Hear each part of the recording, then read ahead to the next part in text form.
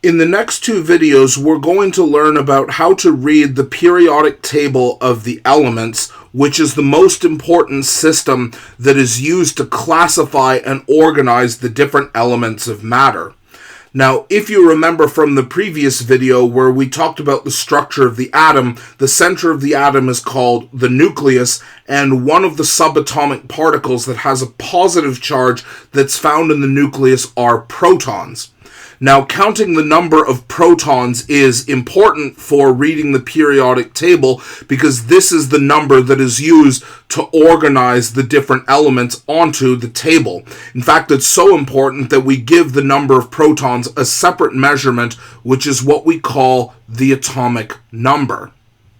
Now, the atomic number is very easy to find when reading about elements on the periodic table. In the top left corner of each element's box, you'll find a number here, and that number corresponds to the atomic number.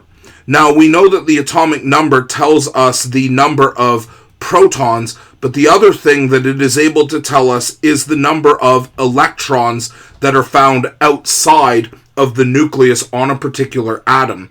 Now, this assumption that the number of protons equals the number of electrons is only true if the atom is neutral.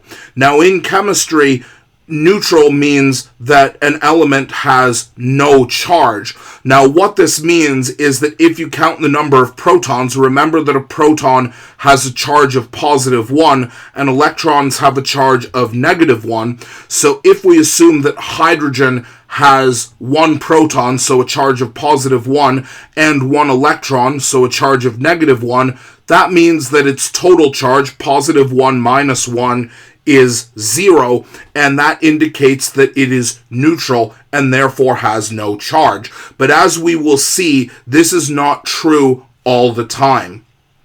The most obvious piece of information for each element is what's called the chemical symbol, which is usually a one-letter or sometimes two-letter code that acts as a short form for each element. So hydrogen's is H, oxygen's is O, carbon's is C, nitrogen's is N, and a lot of the chemical symbols for elements are very straightforward, but this is not always true with some elements depending on the history of the element's name.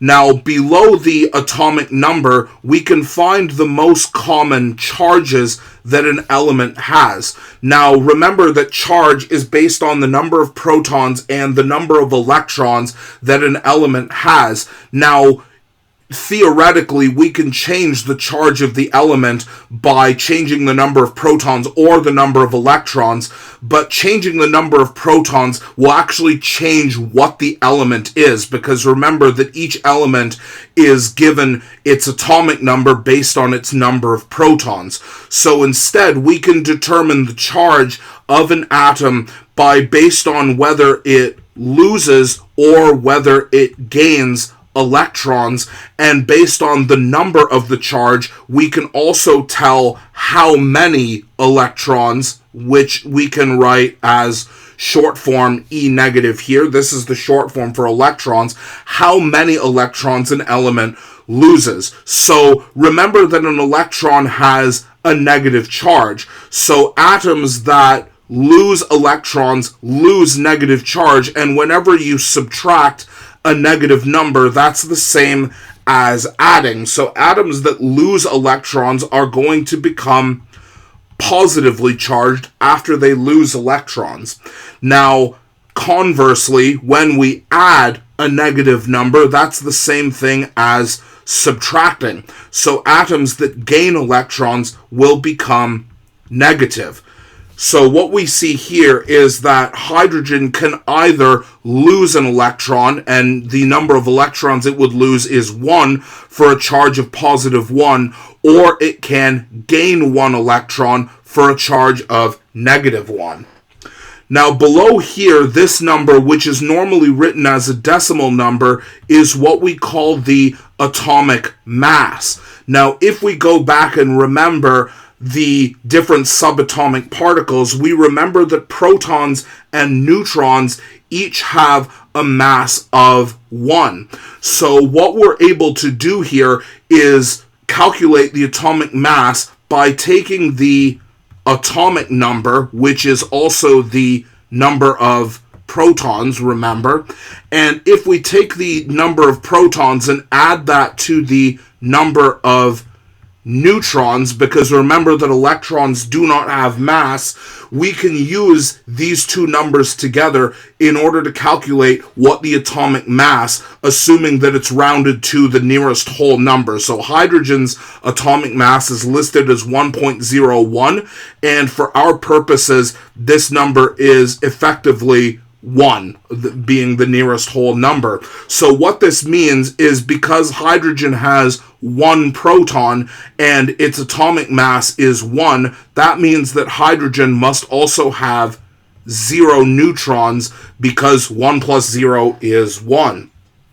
So let's put all of our knowledge that we've gained in terms of reading the chemical data for a different atom, in this case titanium. So if we look here, we can see in the top left corner the number is 22. This is the atomic number, which tells us the number of protons. And if we look down here, we see that its atomic mass is 47.87. And again, we're going to round this to the nearest whole number, so this would be 48.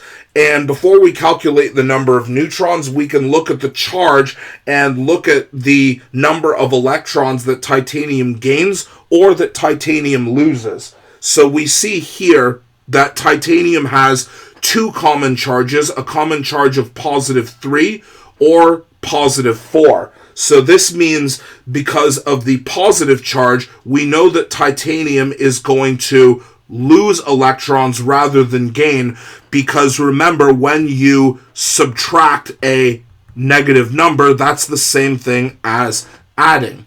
Now, to find the number of neutrons, remember that the atomic mass is simply the atomic number, the number of protons, minus or plus the number of neutrons, rather. So if we do this simple calculation, 48 minus 22 comes to 26. So we know that this is correct because if we add the number of protons and the number of neutrons, we should get the atomic mass. So now that you've learned how to read the data for single elements, in the second part of this video, we're going to look at reading the periodic table as a whole and look at a number of different element families that exist on the periodic table.